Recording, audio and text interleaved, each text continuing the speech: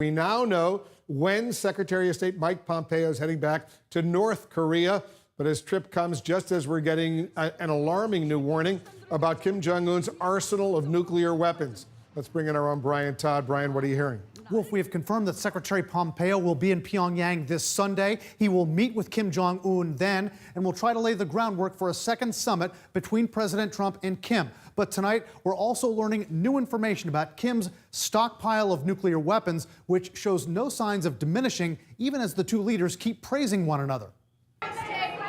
Tonight, as President Trump is dispatching his Secretary of State Mike Pompeo to Pyongyang to meet with his former arch-enemy Kim Jong-un, there's a new and sobering assessment of how Kim is moving ahead with his nuclear weapons program, mostly in secret.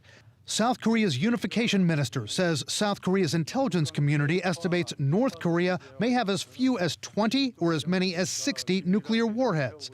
It's a jarring figure that U.S. intelligence officials declined to confirm or discuss with CNN, but that former weapons inspectors say rings true. What is your own estimate based on the plants you think they have? Yeah, our conservative estimate, based on that they may or may not have a second enrichment plant in addition to Yongbyon, is North Korea has about 15 to 35 nuclear weapons. But former UN weapons inspector David Albright, whose firm tracks North Korea's nuclear program, says if, as he suspects, the North Koreans are operating a top-secret uranium enrichment plant called Kangsong just southwest of Pyongyang. Our estimate goes up to about 25 to 45. Kim's regime has never acknowledged that secret plant at Kangsong and hasn't recently allowed inspectors into the country, despite all the diplomatic niceties with President Trump. Is Kim secretly racing ahead with building his nuclear arsenal while shaking the hands of the president and his Secretary of State? There's no evidence that he's racing ahead.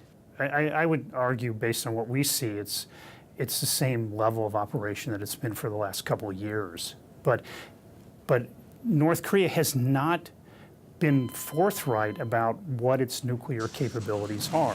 Albright says at this pace, even while he talks with Trump, Kim can still produce about 3 to 5 nuclear bombs a year in secret. And then we fell in love, okay? As Trump continues to praise North Korea's brutal dictator, veteran diplomats are now poring over a new statement from Kim Jong-un's news outlet. The statement addresses Kim's long-standing demand that the U.S. declare a formal end to the Korean War. America has resisted that because it would likely mean a withdrawal of the 28,500 U.S. troops from South Korea. Kim's regime now says, quote, if the U.S. doesn't want the end of war, the DPRK will also not particularly hope for it. Analysts do not believe Kim's regime is actually dropping that demand for a formal end to the war. I think what this is signaling is that North Korea is not so desperate for an American acquiescence to the end of war declaration that it will put its nuclear weapons on the table first. What they seem to be saying instead is, if you're not prepared to concede on this point, we're certainly not going to concede on being a nuclear weapons state.